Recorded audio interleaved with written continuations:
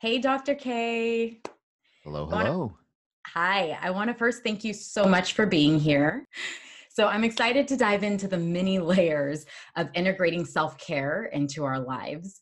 Before we jump into that, if any of our viewers aren't familiar with you, I'd love for you to take a moment and just introduce yourself and tell us what you do. Sure. My name is Dr. Karthik Ramanan. I'm a licensed naturopathic physician in the state of Arizona. I specialize in everyday mental health, integrative mental health, and lifestyle medicine. My The real thing I'm passionate about is that I help ambitious individuals end self-criticism with tools and strategies to create optimal everyday mental health. And really, it's just about silencing that negative voice in our head so that we can get out of our own way and just be the people that we already are, the people that we're meant to be. And I just find that oftentimes those of us that are ambitious, that we're goal oriented, either as a parent or in our careers or whatever the case may be. Sometimes all we need is to just get out of our own way to live into that. That's what I do. I love it. I think that is so true. And it's a lifelong journey getting out of your own way. So I'm really happy to have you here and to break some things down when it comes to self care. So the first question I want to ask is I think a lot of us have, at least an idea of what self care is and why it's important.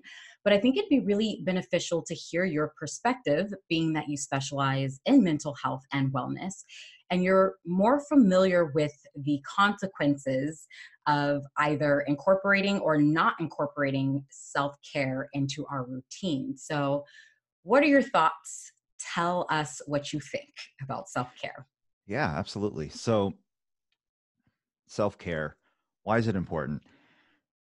It's one of those things that we put on the back burner, whether you're a parent or not.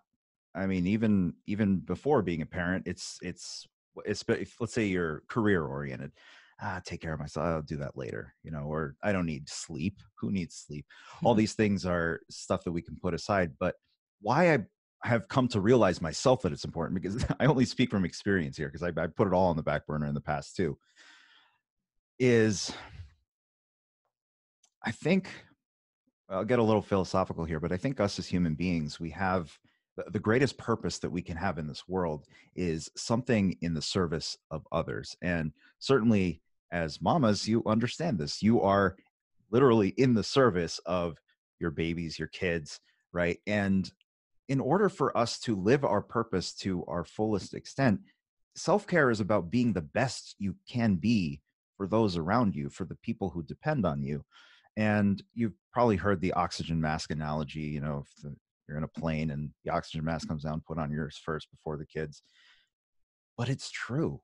Like, you can't be the best version of yourself for them, which means you're not able to really be the best parent that you can be if you don't take care of yourself first. Now, that doesn't mean that you have to spend hours and hours a day doing it. There are some simple things that we'll talk about here, but I think it really boils down to general the things that I love to talk about, which are what I call the 5 pillars of everyday mental health, which is your own psychology, your relationship with yourself, the words that you use, the language you use when you talk to yourself, right? Your relationships, so your marriage, also relationships with your kids, your parents, your friends, everyone around you. Your nutrition, super important there. Sleep, importance of sleep. Now, obviously, there's certain times in a child's life cycle where that will get disrupted. Nonetheless, there's still some good sleep hygiene habits that you can implement during that time and certainly after that time that will keep you on track. And number 5 is exercise.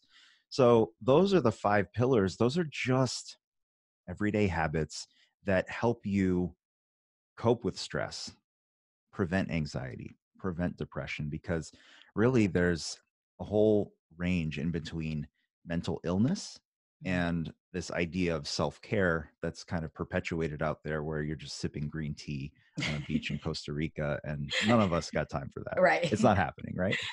But there's something in between, and that's just everyday mental health. But it's those things that we put to the side, that we say, okay, I'll go for a walk outside later.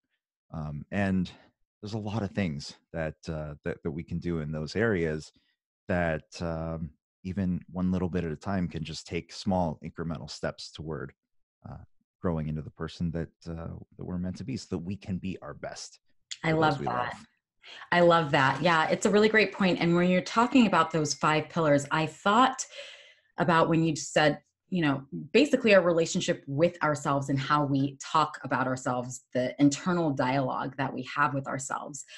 I think, and tell me your thoughts on this. A big part of implementing self care is starts with self-love, like your Yeah. ability to recognize that your body is your temple, and you have this positive relationship or view of yourself, and you want to see yourself thrive, like you're saying, and be the best person you can be. And I was listening to a podcast, and I thought it was such a beautiful way to think about it. Is sometimes as moms, it's easy for us to say we're going to care for everybody else first, whether it's our partner, whether it's our kid.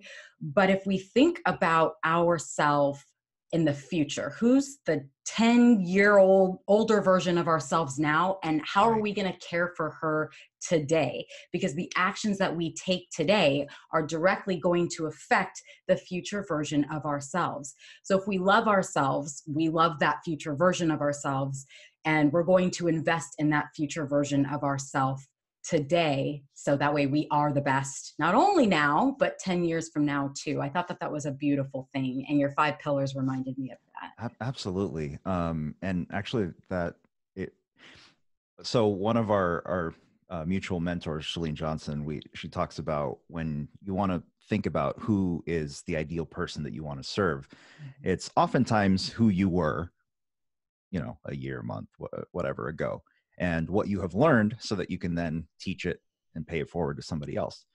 And so when I was, really formulating after medical school, and really figuring out what I wanted to focus on, I was thinking of that avatar, so to speak, me 5 years ago, type of thing.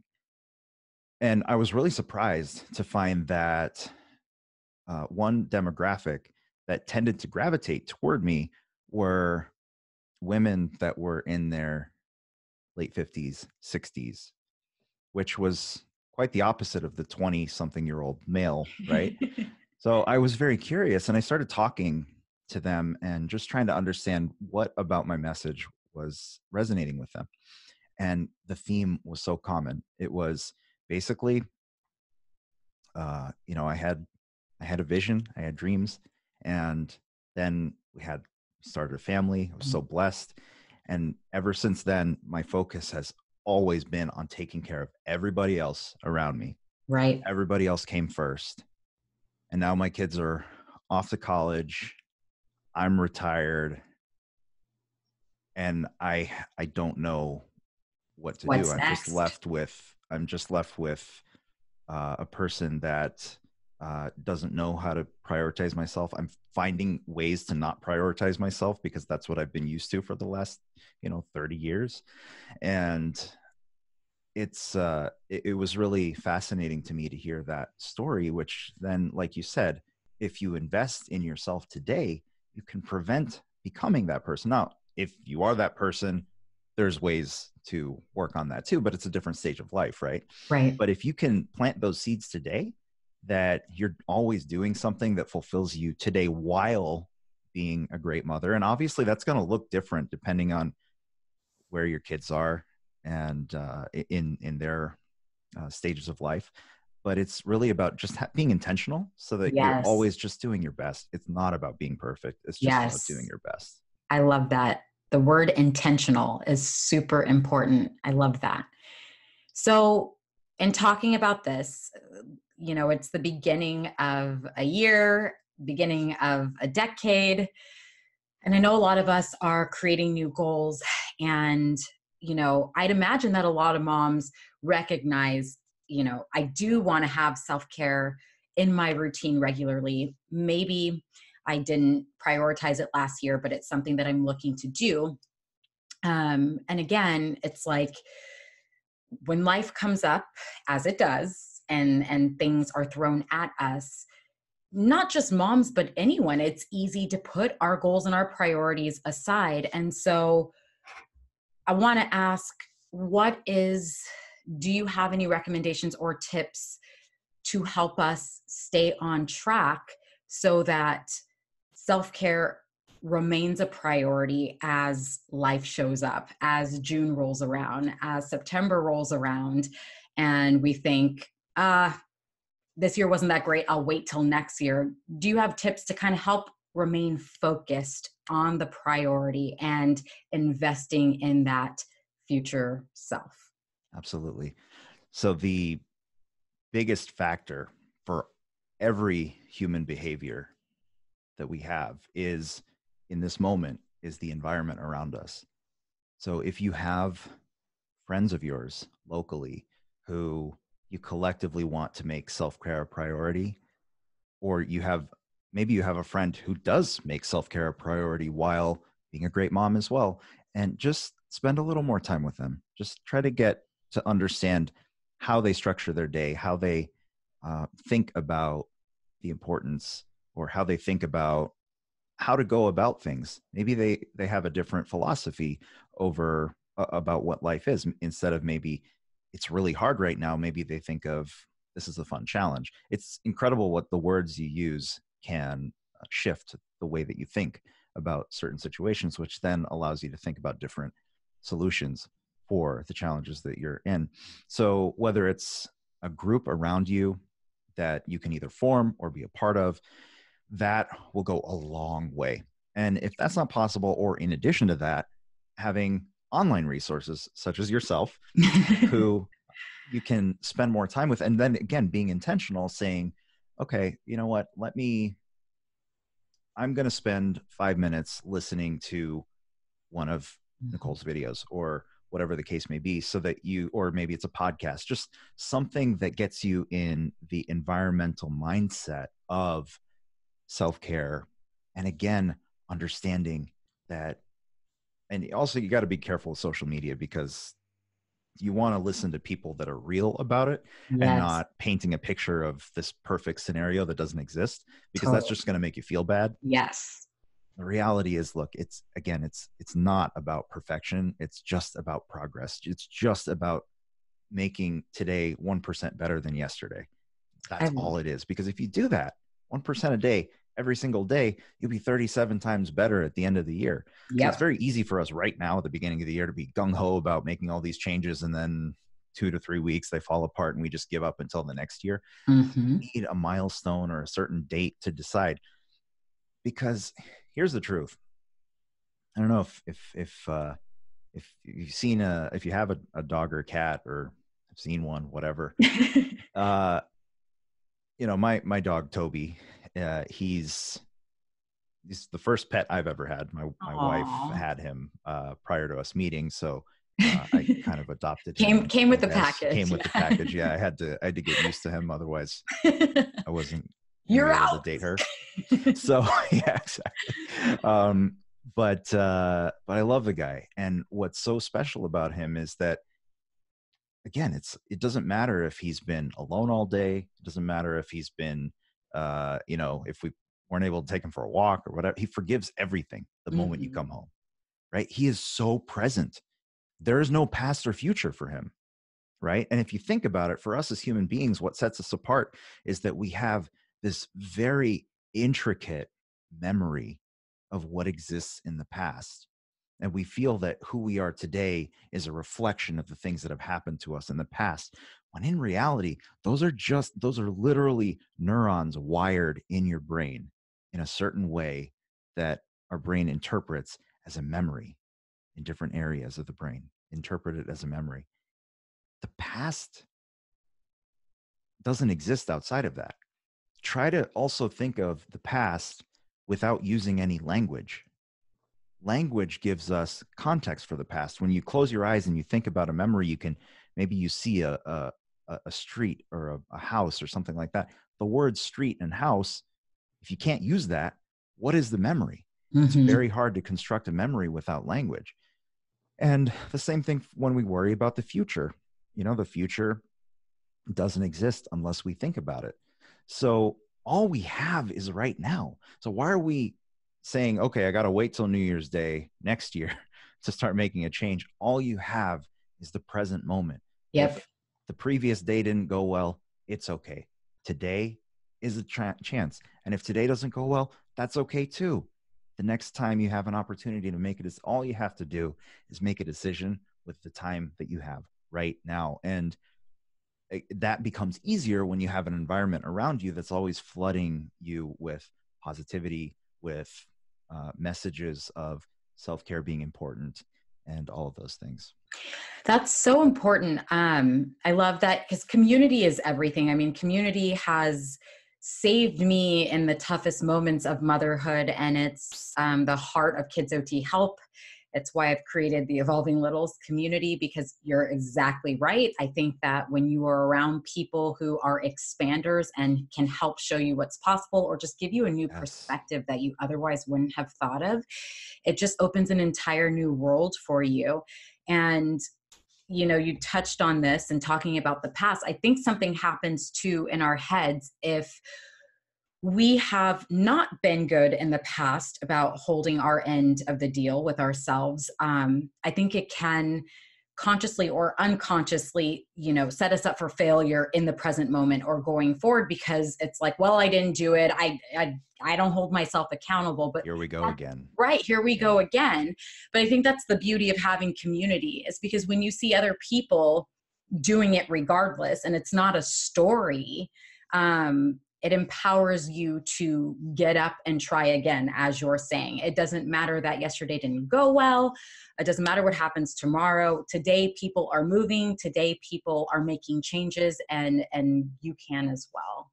Absolutely. And actually, that brings up a good point. I just thought of two other things Yeah. uh, that can help in terms of reducing this chance of kind of deferring and putting off self-care.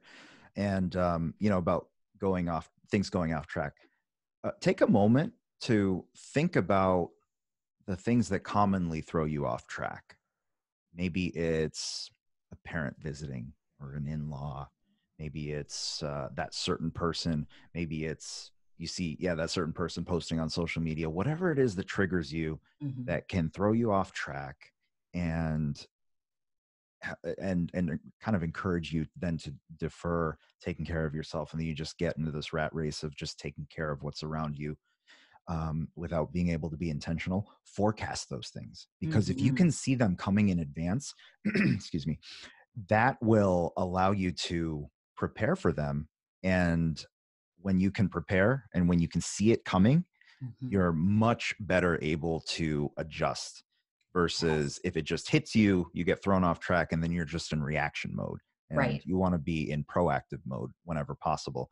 And then the other thing that can really help is creating a strong evening and morning routine. And I know that's probably not the easiest thing to But implement.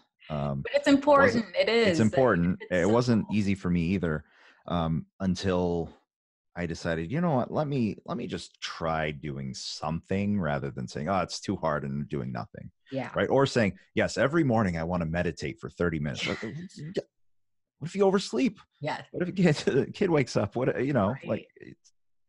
okay. So instead of that, it's a little bit more of a flexible thing. But here's what I do. So I have a little simple one-page journaling system that I use, and what it allows me to do is, and it really starts in the evening. So in the evening, I reflect on the day that just happened, and I ask myself two questions.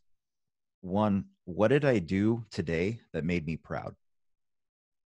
What did I do today that made me proud? If you can do one thing every day that makes you proud, just as small as it might be, you will recognize that you are making progress. You'll feel good. We all need to grow, and that helps us recognize how we're growing. And number two, what could I have done differently, Mhm. right? Just an opportunity to learn, not a criticism, but just, what? Because now you're in the state of, I'm proud of myself. Okay, what could I have also done? Just those two questions, right? I love And then what I do is the phone that. Mhm. does not go in the bedroom. Yeah. This does not go in the bedroom, Yep. because several things. I mean, yes, there's the blue light, but we're getting blue light from everywhere too. So um, the problem is that when we wake up in the middle of the night to go to the bathroom or whatever, what are we going to do? It's just, oh, what time is it? Hmm. Right.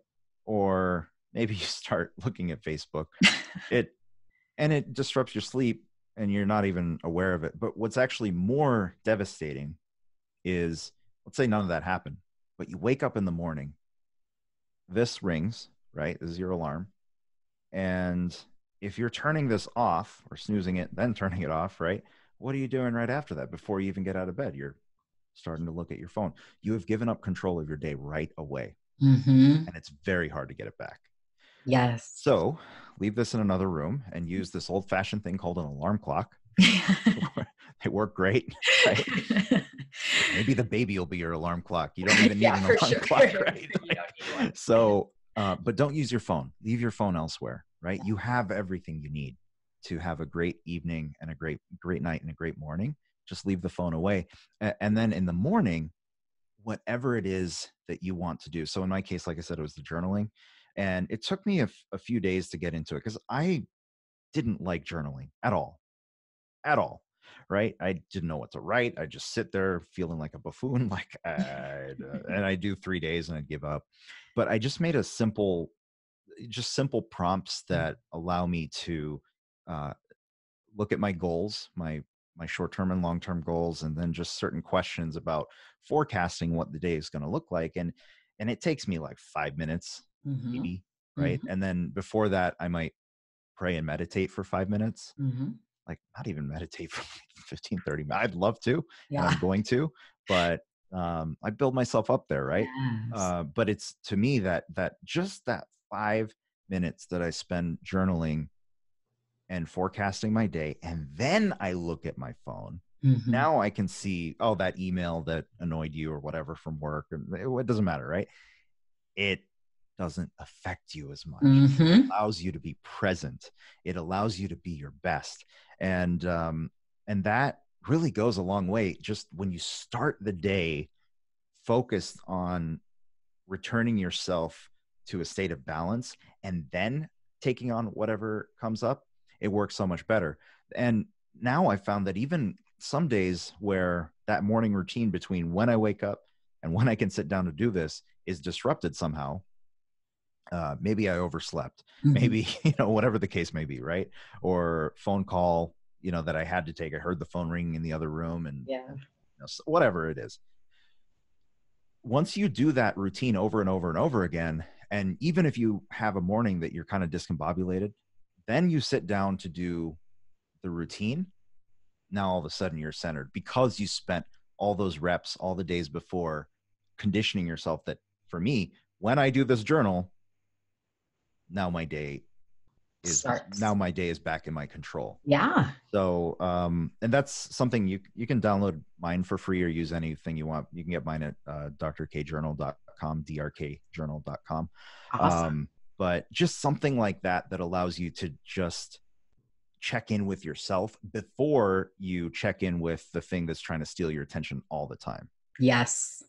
I completely agree. The phone, that's a recent one, me putting the phone, I just got tired of it energetically because it's this unconscious thing where it's like you're constantly touching it, you're constantly checking it. I'm like, no, it's gone. It's out of the room. And Right. it feels great. It has not even been that long and it feels amazing. So, very helpful tips. Thank you so much. Dr. K, this has been so powerful, so informative. And I'm super grateful that it happened at the beginning of the year and the beginning of the decade, because I know that there's also, like you said, on social media, a lot of stress and you see other people and it's just like keeping up with the Jones. So I love that you made that recommendation for Brene Brown's book. I actually hadn't even heard of that book because that self-love and that acceptance of where you are is super important before you move anywhere. So thank you for like giving us that perspective and that grounding place to begin. Um, can you please share with our viewers where they can follow you, get more information, because you've got a lot more to offer. So I want people to know where to go. Yeah, absolutely. So my website is drknmd. So DRK, Dr. K, NMD, Naturopathic Medical Doctor, drknmd.com. And there you'll find all my links as well. But you'll find me most active on YouTube, youtube.com/ Dr. Karthik Ramanan, all one word, and Instagram as well, Dr. Karthik Ramanan.